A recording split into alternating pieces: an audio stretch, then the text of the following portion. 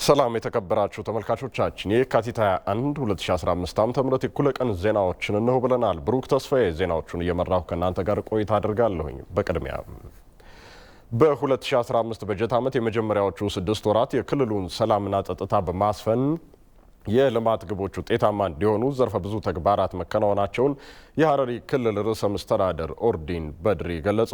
የሐረሪ ክልል ምክር ቤት መደበኛ ጉባኤውን አካሂዷል። ቴድሮስ ታደሰ የሐረሪ ክልል ምክር ቤት 6ኛ ዘመን 2ኛ ዓመት 3ኛ መደበኛ ጉባኤውን አካሂዷል። ምክር ቤቱ በጉባኤው የክልሉ መንግስት የ2015 በጀት ዓመት የ6 ወራት የሥራ አፈጻጸምን የተመለከተ ሲሆን በዚህም በክልሉ በኢኮኖሚያዊ በማህበራዊና በፖለቲካዊ መስኮች የተመዘገቡ ውጤቶችንና ያጋጠሙ ተግዳሮቶች ቀርበዋል። ሪፖርቱን ያቀረቡት የሐረሪ ክልል ርዕሰ መስተዳድር ኦርዲን በድሪ የ2015 በጀት ዓመት የመጀመሪያዎቹ 6 ወራት የክልሉን ሰላምና ጸጥታ በማስፈን የልማት ግቦች ውጤታማ እንዲሆኑ ዘርፈ ብዙ ተግባራት ተከናውነዋል ብለዋል። ፖሊስ 26 ወር ሐጅቤ ነቲጀ ዝረኸብነ በይውዲ ላጋጅ ማበይነቤ ቁራስ ቄራ ሆትዋ ወሪቅ ኔሮት ዲላጋጅ በ2015 በጀት ዓመት የመጀመሪያዎቹ 6 ወራት 1.7 ቢሊዮን ብር ለመሰብሰብ ታቅዶ 1.8 ቢሊዮን ብር በመሰብሰብ ከእቅዱ በላይ ማሳካት ተችሏል። የቱሪዝም ዘርፉ እንዲነቃቃና የሀገር ውስጥና የውጭ ሀገራት ጎብኚዎች ቁጥር እንዲጨምር በተሰራ ስራ በዘርፉ በአጠቃላይ ከ89 ሚሊዮን ብር በላይ ገቢ ተገኝቷል። የስራ ዕድል ፈጠራን በተመለከተ በግማሽ ዓመቱ በአጠቃላይ ለ4918 ዜጎች የስራ ዕድል ለመፍጠር ታቅዶ ለ3943 ዜጎች የስራ ዕድል መፍጠር ተችሏል። የዓለም ቅርሱ ጀጎል ግንብ ዙሪያን በሚያምሩ አበቦችና ዛፎች በማስዋብ አረንጓዴ እሴት በመጨመር ጽዱ ውብ አረንጓዴ በማድረግ የጀጎል ግንብ ዙሪያ ገጽታ ጥሩ መልክ እንዲላበስና ሳቢ የቱሪዝም መዳረሻ የማድረግ ተግባርም በ2015 በጀት ዓመት የመጀመሪያዎቹ 6 ወራት የፈጸምነው ተግባር ነው። ሪፖርቱን ተከትሎ የምክር ቤቱ አባላት በተለይ ከኑሮ ውድነት፣ ከስራ ዕድል ፈጠራ፣ ከአገልግሎት አሰጣጥ ጋር በተያያዙ ብልሹ አሰራሮች ዙሪያ ሀሳባቸውን አንስተዋል። ደልደላ ወጅ ወልቀበቴ አጅሪ ደልደላ ዳቦ ወጅ ወልቀበቴ ዳቦን ከኔኔ አንገረ ጉደቱ ተከገየጅ የዳቦ በግራም ማነስ እጅግ በጣም አሳሳቢ ደረጃ ላይ ደርሷል። ዳቦ መጠኑ እጅግ በጣም እያነሰና ዋጋውም እየጨመረ ህዝብን ለማማረር እየዳረገ ስለሆነ የሚመለከተው ክፍል ቁጥጥር ሊያደርግ ይገባል። ዛለኝ ሷላች በሚገል ጀጎል የዓለም ህቁፍ ቁራስ የዓለም ቅርስ በሆነው የጀጎል ቅርስ ዙሪያ እየተከናወኑ የሚገኙ የአረንጓዴ ልማት ስራዎች ተጠናክረው እንዲቀጥሉና ማህበረሰቡ በባለቤትነት ወስዶ ቅርሱን እንዲጠብቅና እንዲንከባከብ መሰራት አለበት። በቀጣይ የኢኮኖሚ እድገት ለማምጣት የልማት አጀንዳ የሆነውን የልማት ትሩፋት ህዝቡን ባሳተፈ ሁኔታ የምግብ ፍጆታውን በጓሮ እንዲሸፍን ርብርብ ይደረጋል ያሉት የሐረሪ ክልል ርዕሰ መስተዳድር ኦርዲን በድሪ የበጋና የክረምት ስንዴ ምርትና ምርታማነትን በማጠናከርም በምግብ ራስን ለመቻል የሚደረገው ጥረት ተጠናክሮ ይቀጥላል ብለዋል። ምክር ቤቱ በተለያዩ አጀንዳዎች ላይ በመምከርም መደበኛ ጉባኤውን አጠናቋል። ለኢቲቪ ለተጠናቀረው ዘገባ ቴድሮስ ታደሰ ነኝ፣ ሐረር። በአፍሪካ የሚገኙ የሃይማኖት ተቋማት ለአህጉሪቱ ሰላምና አንድነት የበኩላቸውን ሚና እንዲወጡ ጥሪ ቀረበ። የዓለም አቀፉን የሃይማኖት ትብብር ሳምንት ምክንያት በማድረግ በአፍሪካ ህብረት ውይይት እየተካሄደ ነው። አፍሪካ የተለያዩ ሃይማኖቶችና እምነት ተከታዮችን አቅፋ የያዘች አህጉር እንደመሆኗ መጠን ይህ ብዝሃነት ደግሞ የመከባበርና የመቻቻል መርህን በመከተል አህጉሪቱን ከግጭት ነፃ ሊያደርጋት እንደሚገባ የጉባኤው ተሳታፊ የሃይማኖት አባቶች ተናግረዋል። በጉባኤው በአፍሪካና በዓለም አቀፍ ደረጃ የሚገኙ መንፈሳዊ መሪዎች፣ ፖሊሲ አውጪዎችና ምሁራንን ጨምሮ በርካታ ታዳሚዎች ተሳታፊ ሆነዋል።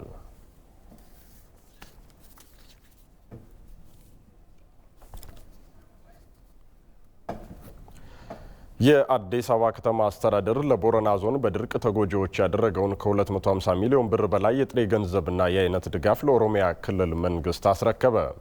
ድጋፉ ከተለያየ የህብረተሰብ ክፍሎች፣ ተቋማትና ክፍለ ከተሞች የተሰበሰበ ነው። ከተሰበሰበው ድጋፍ ውስጥ 104 ሚሊዮን ብር በከተማ አስተዳደሩ ከሚገኙ ቢሮዎች፣ ከክፍለ ከተማና ወረዳዎች 37 ሚሊዮን ብር፣ በከተማው ከሚገኙ ባለሀብቶች 109 ሚሊዮን ብር፣ በድምሩ 250 ሚሊዮን ብር በጥሬ ገንዘብና በአይነት ተሰብስቧል። የአዲስ አበባ ከተማ ከንቲባ አዳነች አቤቤ እንዲህ አይነት ችግር ሲከሰት ሁሉም መተባበር አለበት ብለዋል። ዛሬ እዚህ የተደረገው ድጋፍ ከ255 ሚሊዮን ብር በላይ የሚገመት ነው። በገንዘብ የሰበሰብነውን ወደ ተሰጠን አካውንት ዛሬውኑ የምናስገባ ይሆናል። በከፊል ደግሞ በአካባቢው ቢደርስ ከዛ ለመግዛት አይመችም የተባሉ የተለያዩ ቁሳቁሶችን በተጨማሪ ገዝተን ሁለተኛ ዙር እንልካለን። የዛሬዎቹን ግን ምንም አይነት ክልሉ ላይ ተጨማሪ ወጪ ሳናስከትል በቦታው ላይ ለማድረስ ተዘጋጅተናል።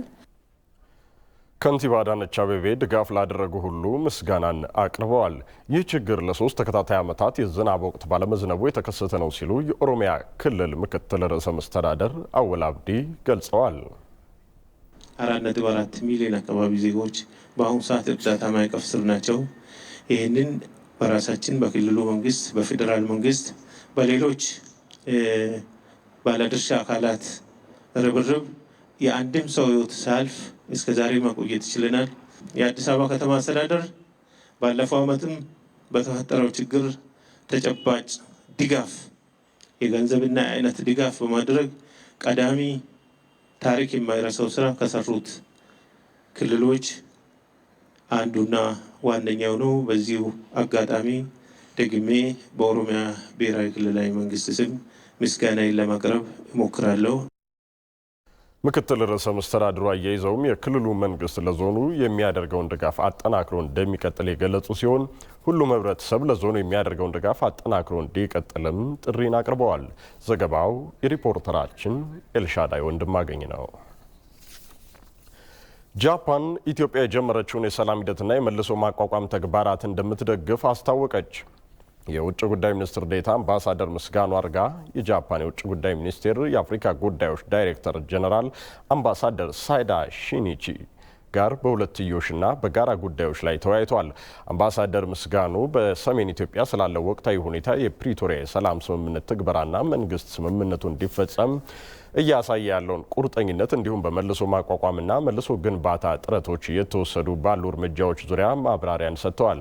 ኢትዮጵያን ወደ ዘላቂ ሰላምና ብልጽግና ማምራት የሚያስችል ሁሉን አቀፍ ብሔራዊ ምክክር ኮሚሽን መቋቋሙንም ገልጸዋል። የጃፓን የውጭ ጉዳይ ሚኒስቴር የአፍሪካ ጉዳዮች ዳይሬክተር ጀነራል አምባሳደር ሳይዳ ሺኒቺ የሰላም ስምምነቱን ሂደትና አፈጻጸሙንም አድንቀዋል። ጃፓን ለሰላም ስምምነቱ ተፈጻሚነት እንዲሁም የመልሶ ማቋቋምና መልሶ ግንባታ ስራዎችን እንደምትደግፍ መግለጻቸውን ከውጭ ጉዳይ ሚኒስቴር የተገኘው መረጃ ያመለክታል። በተያያዘ ዜና የውጭ ጉዳይ ሚኒስትር ዴኤታ አምባሳደር ምስጋኑ አርጋ ከባህሬን የውጭ ጉዳይ ሚኒስትር ዶክተር አብዱላቲፍ ቢን ራሺድ አልዛያኒ ጋር ኢትዮጵያና ባህሬን የሁለትዮሽ ግንኙነታቸውን በሚያጠናክሩባቸው ስትራቴጂዎች ዙሪያም ተወያይተዋል።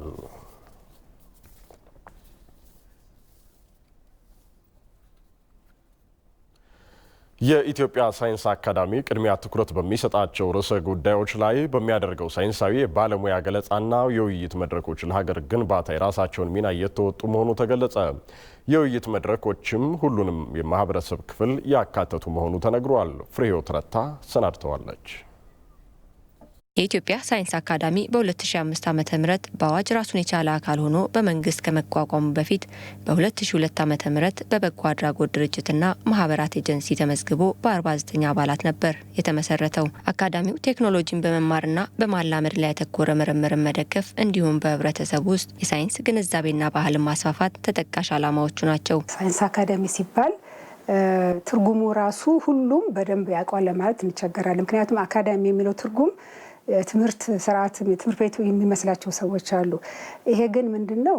የተለያዩ ምሁራን በስራቸው በተለያየ ማስቀደም እንዳልኩ በተፈጥሮ ሳይንስ፣ በጤና፣ በግብርናው፣ በምህንድስናው፣ በስነ ጥበብ እውቀታቸውን ለሀገር ግንባታ ቅድም እንደተባለው ደግሞ ህብረተሰብን ለመገንባት በትክክሉ አዋቂ ሆኖ የሚሰራውን ስራ በእውቀት ላይ መስርቶ እንዲሰራ የሚቋቋም ድርጅት ነው አካዳሚ ማለት እና እነኚህ ምሁራን የዚህ አባላት በስራቸው በሀገር፣ በአካባቢ፣ በዓለም ደረጃ የታወቁ ሰዎች ውጤት ያመጡና አስተዋጽኦ ያደረጉ ሰዎች ናቸው እንጂ ዝም ብሎ የሙያ ማህበር በሚለው መልክ አይደለም የተቋቋሙ። አካዳሚ የሚባለው በየትም ዓለም ያለው እንደዛ ነው። ስለዚህ ይህ አካዳሚ ደግሞ ለራሱ እነኚህ ምሁራን እነኚህ አዋቂዎች ተሰብስበው የራሳቸውን እርግጥ እርስ በርስ የሚወያዩበትን መድረክ ሊሆን ይችላል፣ ግን እውቀታቸውን የሚያስተላልፉበት። አካዳሚው ባለፉት ዓመታት በወቅታዊና ቅድሚያ ትኩረት በሚሰጣቸው ርዕሰ ጉዳዮች ላይ የባለሙያ ገለጻና ውይይት መድረኮችን በማዘጋጀት ለሀገር ግንባታ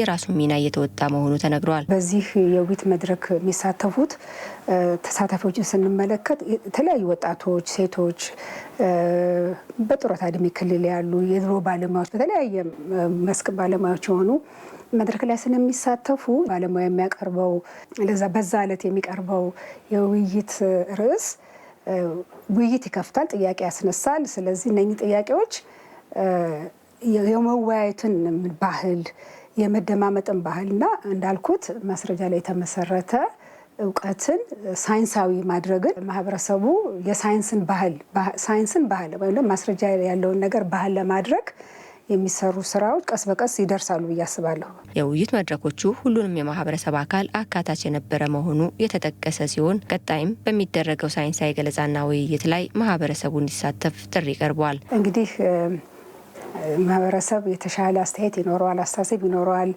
ጥሩ ዜጋ ይሆናል ብለን ካሰብ እንደዚህ አይነቶቹ ላይ ደግሞ ትኩረት ማድረግ አለበት። ትኩረቱ ጊዜ ወደ ሌላ ስለሚሄድ እንደዚህ አይነት መድረኮች እንዳሉ የሚጠቅሙ እውቀትን የሚያስጨብጡ ስላሉ ቢሳተፉ ቢከታተሉ ጥሩ ነው።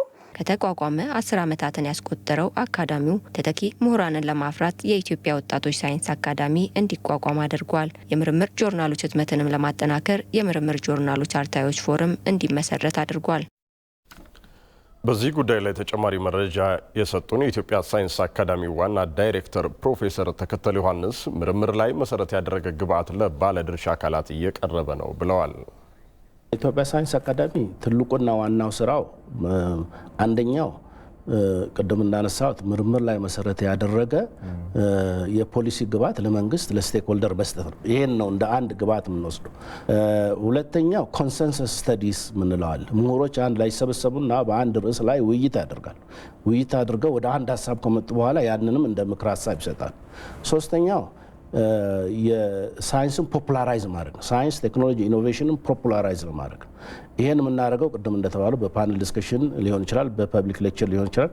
ከዚህ በተጨማሪም ሳይንስ ኤግዚቢቶች አሉን፣ የልጆች ማዕከል አለን፣ ስቴም ሴንተሮች አሉን።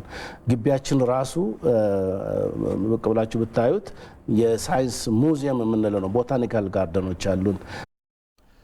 ግንዛቤን ከማስጨበጥ አኳያ አካዳሚው የተለያዩ ተግባራትን እያከናወነ መሆኑንም ነው ፕሮፌሰሩ ያብራሩት። ከማስገንዘብ አኳያ አሁን በቅርብ ጊዜ ለምሳሌ ያህል የነበረን ፐብሊክ ሌክቸር የአግሪካልቸር ቴክኖሎጂ በኢትዮጵያ ኩታ ገጠም እርሻ ምን ይመስላል፣ ፌዴራሊዝም በኢትዮጵያ ታሪክና ትምህርት የሚሉ አርቲፊሻል ኢንቴሊጀንስ ምንድን ነው፣ ባዮቴክኖሎጂ ምንድን ነው በሚሉ ርዕሶች ላይ ፐብሊክ ሌክቸርና ፓነል ዲስከሽን እናካሄዳለን። ይሄ አንዱ ነው። ሁለተኛው ግቢያችን ውስጥ ሳይንስ ሙዚየሞች አሉ። ዛሬ የምናየው ትልቁ ሳይንስ ሙዚየም እኛ የምንለው ጥንስሱ ከኢትዮጵያ ሳይንስ አካዳሚ የተጀመረው ብለን ነው የምናስበው።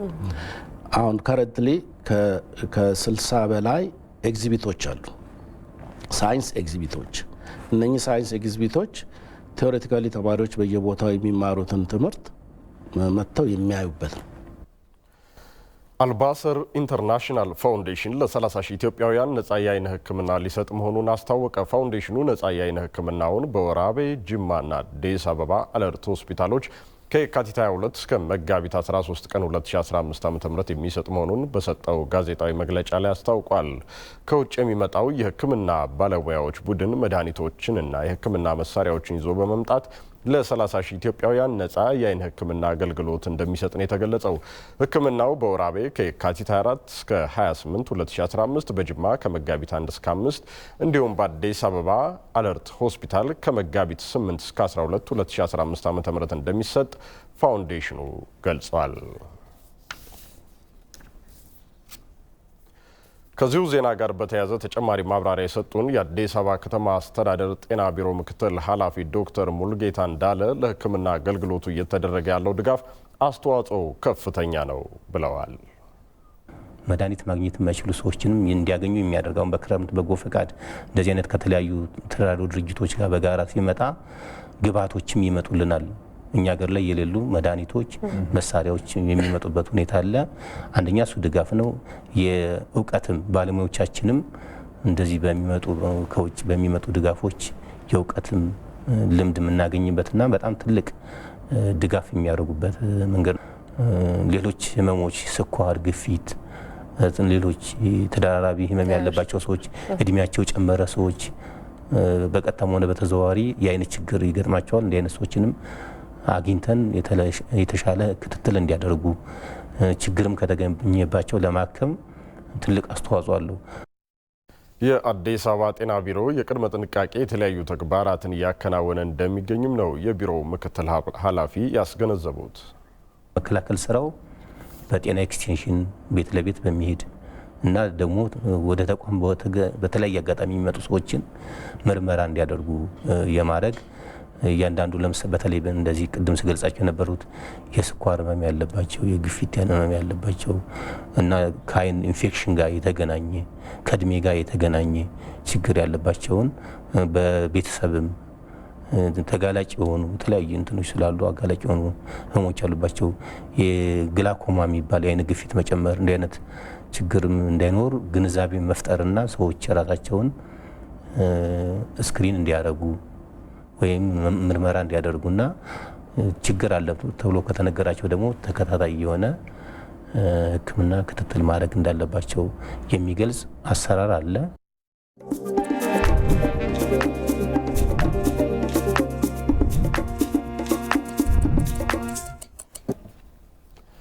ሳምንቱን ወደ ኋላ መለስ ብለን ወደምንቃኝበት ሳምንቱን በታሪክ ጉዳያችን እናልፋለን። በዓለም ላይ እጅግ አደገኛ ከሆኑ ወንጀለኞች መካከል ግንባር ቀደም የሆነው የሜክሲኮው እጽ አዘዋዋሪ ጉዝማን ከእስር ካመለጠ በኋላ በቁጥጥር ስር የዋለው ልክ በዚህ ሳምንት እንደ አውሮፓውያኑ የዘመን ቀመር በ2014 ነበር። ጉዝማን ዓመት ባልሞላ ጊዜ ውስጥ $1 ሚሊዮን የሚያወጣ ዋሻ አሰርቶ ዳግም አምልጧል። ሜሮን በረዳ ይህን ጉዳይ ወደ ኋላ መለስ ብላ እንደሚከተለው ታስቃኘናለች። ከዓለማችን ቁጥር 1 እጽ አዘዋዋሪዎች መካከል ከዋነኞቹ ተርታ ነው። በርካታ ጊዜ አሜሪካ እርሱ ላይ ያለበትን ለጠቆመ በሚሊዮን ዶላሮች የሚገመት ገንዘብ ለመስጠት ቃል ገብታለች። ከሜክሲኮዋ ሲናሎዋ ከተማ ዋና እጽ አዘዋዋሪ ጉዝማን ሎይራ አሊያም በቅጽል ስሙ ኤል ቻፓ ወይም ገዳዩ በ1950 በሜክሲኮ ከደሃ ቤተሰብ እንደተወለደ የሚነገረው ጉዝማን የእጽ ማዘዋወር ስራውን የጀመረው ገና በልጅነት እድሜው ነበር። ከጊዜት በኋላ የእጽ አዘዋዋሪዎች ቁንጮ በመሆን እጽ ማዘዋወር ህገወጥ ስራዎቹን በዓለም አሜሪካን ጨምሮ ወደ 50 የሚጠጉ ሀገራት ላይ የሚያዳርሰው ይህ ግለሰብ ራሱን ቀይሮ ከቦታ ቦታ ስለሚንቀሳቀስም በእርሱ ምክንያትም የሮማ ካቶሊክ ቤተክርስቲያን ቄስን ጨምሮ 6 ሰዎች እርሱ ይሆናል በሚል ጥርጣሬ እንዲሞቱ ምክንያት ሆኗል። በ1990ዎቹ አጋማሽ ጉዝማን ጓቲማላ ላይ ተይዞ ወደ ሜክሲኮ ከፍተኛ ጥበቃ ወዳለበት ጂሊስኮ እስር ቤት የ20 ዓመት ጽኑ እስራት ተፈርዶበት እንዲታሰርም ተደረገ። ይሁንና ጉዝማን በእስር ላይ መሆኑ እጽ ከማዘዋወር ስራው አላገደውም ነበር። ይልቁንም በእስር ላይ ሆኖ የእጽ ማዘዋወር ስራውን አጠናክሮ ቀጠለበት። ይህ ደግሞ የሆነው ለእስር ቤቱ ጠባቂዎች ገንዘብን በመክፈሉ ነበር። ይባስ ብሎ ከእስር ቤት እንዳመለጠም ተነገረ። ምንም እንኳን በእስር ቤት የቆሻሻ ልብስ ማጓጓዣ ጋሪ ውስጥ ተደብቆ እንደወጣ ገሚሶቹ መረጃዎች ቢያመለክቱም፣ በሌላ በኩል ደግሞ ጉዝማን ያለምንም ከልካይ በግልጽ ከእስር ቤት በዋናው በር በኩል በእስር ቤቱ ኃላፊዎች ፈቃድ እንደወጣም ይናገራሉ። ታዲያ በህገ ወጦች ምክንያት ፍትህን በብር እንደቀየረ የተረዳው ጉዝማን ሌሎች ከባድ ወንጀሎችን ጭምር በሜክሲኮ ማካሄዱንም ቀጠለ። ከሜክሲኮም አልፎ በአሜሪካ ትልቁ የናርኮቲክ እጽ አቅራቢም ሆነ። ይህንን ተከትሎ ታዲያ አሜሪካ የዓለም ቁጥር 1 ጠላት ብላ የፈረጀችውን ይህን ግለሰብ በህግ አካላቶቿና በህብረተሰቡም ሳይቀር ማስፈለጓን ተያያዘችው። ከብዙ ልፋትና ፍለጋ በኋላም የአሜሪካ ደህንነቶች ወንጀለኛውን የሚይዙበትን መንገድ አገኙ። ከጉዝማን ጠባቂዎች አንዱ የሆነውን ግለሰብ ያለበትን የሚያሳይ የስልክ ምልክት። በተከታዩ ምሽትም የሜክሲኮ የባህር ኃይል አካላት ከአሜሪካ ደህንነት ዲፓርትመንት ጋር በመሆን የብላክቤሪ ስልክ ምልክት ወዳዩበት አቅጣጫ አመሩ። የዚህ አቅጣጫ መጨረሻም ታዲያ በሜክሲኮ ወደሚገኘውና ማርማር ወደሚባለው ሆቴል አደረሳቸው። ሆቴሉ ግን ሰላማዊ ሰዎችን የሚያስተናግድ ሆቴል ሳይሆን የወንጀለኛው ግለሰብ ቤት ሆኖ ተገኘ። በዕለቱም ምንም ያልጠረጠረው ወንጀለኛ ጉዝማን በተዘናጋበት ወቅት በፖሊስ እጅ በመግባቱም ያለምንም ግርግርና ሁከት እጁን በመስጠት በእጽ ማዘዋወር የሚሊዮኖችን ህይወት በእጽ ምክንያት በማበላሸትና ህይወታቸውን እንዲያልፍ በማድረግ እንዲሁም በሌሎች ተጨማሪ ወንጀሎች ተፈርዶበት ዳግም ወደ ወህኒ ወረደ። ይሁንና ጉዝማን በአሜሪካ እስር ቤትም ከወራት የዘለለን እድሜ አልቆየም። ይልቁንም አሳቻ አጋጣሚን በመጠቀም ዳግም ከአሜሪካ እስር ቤት አመለጠ። እንዴት አመለጠ? የእስር ቤቱ መጸዳጃ ቤቶች ከካሜራ እይታ ውጪ መሆናቸውን ያስተዋለው ጉዝማን ከእስር ቤቱ በማይሎች ርቀት ላይ የግንባታ ቦታ መኖሩንም በመረዳት 6 ጫማ ርዝመትና 30 ኢንች ስፋት ባለው የመጸዳጃ ቱቦ ውስጥ በመግባትና በመጨረሻም በግንባታው ስፍራ መውጫ በመውጣት ከእስር ቤቱ ሊያመልጥ ችሏል። አሜሪካም ዳግም ከእስር ቤቱ ያመለጠውን የዕፅ አዘዋዋሪ ወንጀለኛ ፈልጎ ለማግኘት አልታከተችም። ከ6 ወራት የዳግም ፍለጋ በኋላ ወንጀለኛው በድጋሚ በአሜሪካ ደህንነቶች እጅ ገባ። 17 ክሶች የተመሰረቱበት ጉዝማን 2 ዓመታት ከፈጀ የክስ ሂደት በኋላም እድሜ ልክ እስራት ተፈርዶበት ዳግም ላይወጣ ወደ ወህኒ ወረደ። ታዲያ ይህ የዓለም ቁጥር 1 የዕፅ አዘዋዋሪ ወንጀለኛ ለመጀመሪያ ጊዜ በሜክሲኮ ተይዞ ወደ ወህኒ የወረደው እንደ አውሮፓውያን አቆጣጠር በ2014 በዚህ ሳምንት ነበር።